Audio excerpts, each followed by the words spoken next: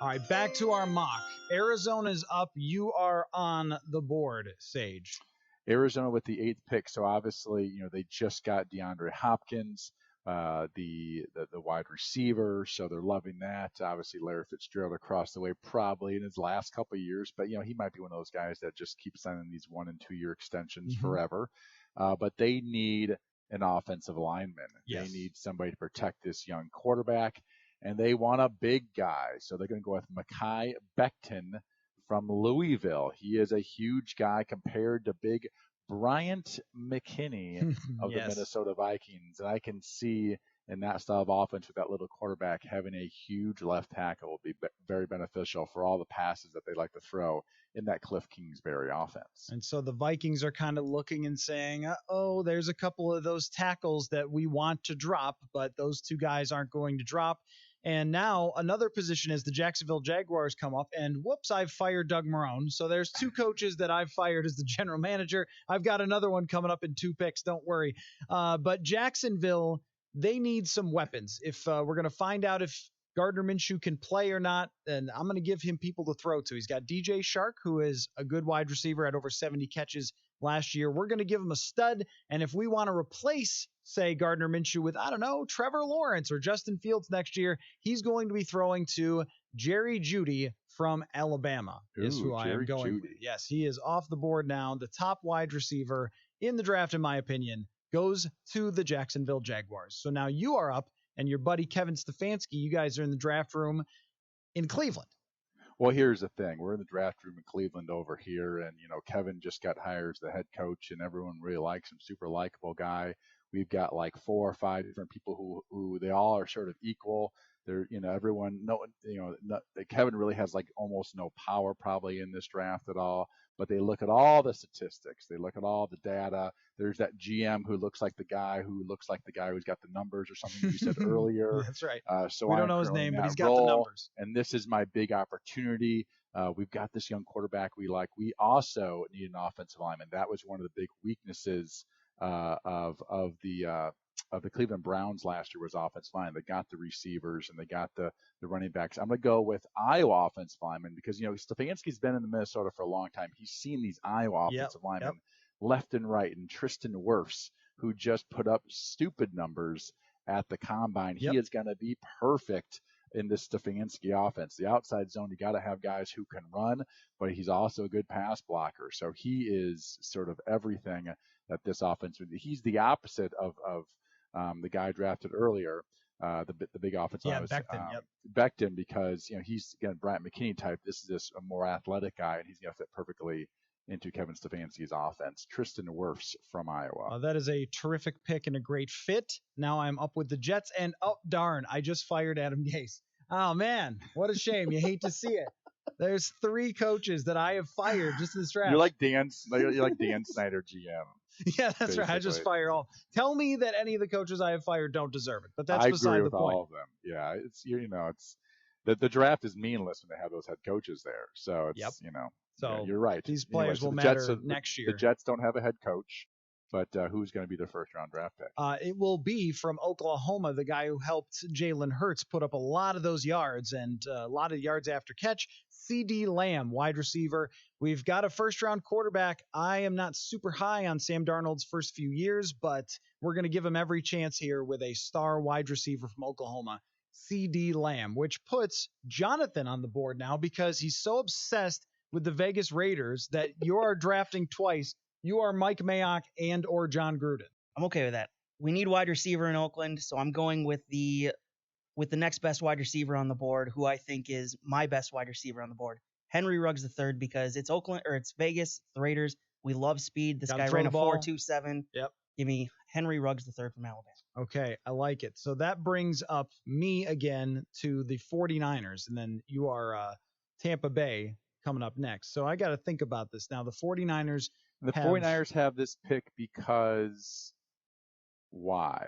Because they traded. They traded defensive linemen this year. Yes, they traded DeForest Buckner to the Indianapolis Colts. So that's where they got this pick. Yeah, for a first round, and then the Colts pay them a bunch of money. So now you would think that this would be an area where you would draft a defensive lineman, but they are so good along the defensive line that I think the way I'm going to go here is I'm going to continue to stack up on the defensive side. Richard Sherman is not going to be in the league that much longer, so I am going to go with C.J. Henderson, the outside cornerback for the Florida Gators, here to the 49ers, so he can train with Richard Sherman. He could play across from him possibly in his first year, keep stacking up and keeping that defense great, and give them another cornerback. And, I thought about going with maybe another offensive lineman to help them out in their great run game, another weapon possibly. But in this case, I'm kind of looking down the road a little bit and giving them the most athletic corner. So that brings you up, Sage, with the Tampa Bay Buccaneers. Who wants to play with Tom Brady? Well, it's they had the wide receivers, so it's in one of those positions. You got the quarterback, and a lot of times they would you'd think try to get some more weapons for Tom, but they already have two very, very good wide receivers. I think they go defense on this one, try to make the games a little bit easier for Tom to win. And somebody who has slid down a fairly long ways from Auburn, Derek Brown, defensive tackle. A lot of people had him drafted in the top 5 of this year's draft, but he slides down to Tampa. And even though they might have some other needs or maybe an offensive lineman for Tom, they go with a player that has slid and they pick up a defensive lineman, Derek Brown. So my guess is they would get some criticism for this pick because they brought back Ndamukong Suh, but he's like 32 years old, and they already have Vita Vea there. But if you're talking about creating a Williams wall to some extent and completely shutting down opponents' run games, Derek Brown would be your guy, which brings me to Denver. And there's a lot of different ways I could go with Denver, but I'm always of the mind that if you have a young quarterback, give him something else to work with. So let's give Drew Lock another offensive lineman and go with Jedrick Wills Jr. for Drew Lock. He's going to be protecting him. He's a right tackle, and I don't know what their left tackle situation is at the moment, but I don't think it's great. So we're going to give another tackle to Drew Lock in Denver, and that puts you back on the board with Atlanta. And this is where the Vikings are starting to pay attention here. Like, okay, those are the guys that have that had first round high grades and are supposed to go there, but now here's where it starts to get hot. Well, now that is, the Vikings now currently they're not too far away from moving up, right? I mean, right. They could. Yep. They got they don't need to move 2 first rounders to move up 4, 5, 6 spots, but you add a 4th to it or a 3rd to it, and they got all those picks from the Stephon Diggs trade, so they do have a little extra ammo back there in case they need to use it. So at this time, you got to think they've got a couple players that are sort of the guys they really think. They're also obviously looking at the teams ahead of them, seeing who they think they're going to draft, and trying to be ready over their Zoom app that they're all using on their cell phones currently. So Vikings are waiting in the wings, being patient. There's some discussions, I'm sure, going on. But anyway, the Atlanta Falcons, they also go defense, and they go with Javon Kinlaw from South Carolina. Okay, this is a guy that sometimes drops in draft sims, but in this case, somebody who would have been perfect for the Vikings to be their 3-technique pass rusher next to their new signee, Michael Pierce, but he's off the board, and I think that's a very good pick for Atlanta to put him next to Grady Jarrett, and then you got some serious, dangerous guys on the inside. That brings me to the Dallas Cowboys. Now, the Dallas Cowboys lost their top corner in free agency, Byron Jones. He went and signed elsewhere, which means, and I might be reaching here a little bit, but I am going to take Trayvon Diggs. I am looking, if I'm Dallas, to get that shutdown corner, that guy who can play a lot of man. He's really athletic. He's lanky. He's strong. And so I am going with Byron Jones's replacement in Dallas, Trayvon Diggs, which puts you on the board with Miami. Do you know the Miami Dolphins fight song? Miami Dolphins, Miami Dolphins. Miami Dolphins number 1. Yeah. So have you ever heard T-Pain's version? T-Pain did a version of it. Yes, my first preseason game, we kicked a field goal or something on the first drive, or maybe we scored a touchdown, and this song goes in the stadium. I'm like, what is it? I thought it was like kids, it was a preseason game. Maybe they had like a kids special on tickets or something, but it's a kids song. And anyway, that was just a random Miami fact for the folks out there. Maybe we'll find it and we'll play it. I'll tell you though that the Skol chant threw me off because I was like, I've never heard of this. What is what is SKOR, right? I mean, I was in Buffalo. I didn't cover the Minnesota Vikings. I never heard of this thing. I'm like, why are they chanting about the dip that you put in your lip?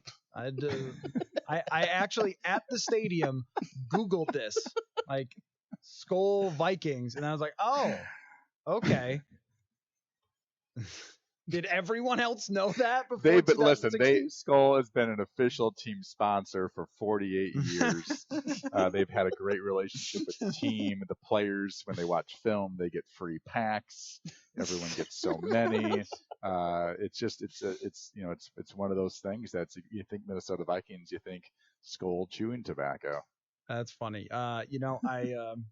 Yeah, well, I would say that it's more rampant in NFL locker rooms than people think. But anyway, you're on the clock with the Dolphins. We're running on time here. I am. I'm on the clock with the Dolphins, and they just got this fancy new quarterback in Tua, and they're going to give him a wide receiver, Justin Jefferson, out of LSU. Vikings are now looking at it going, uh-oh, a lot of receivers coming off the board here. Vegas again, Jonathan. Well, since you guys took all the wide receivers that I wanted for a second wide receiver pick and Trayvon Diggs went off the board there, I'm going to go with the safety to pair up in my backfield. I'm going Antoine Winfield Jr. Oh, okay. All right. Good pick. Well, there's another guy that the Vikings would consider that is off the board. So now, Sage, you have Jacksonville coming up next here. This is the Jalen Ramsey trade pick, I believe. And you don't have Doug Marrone because I fired him.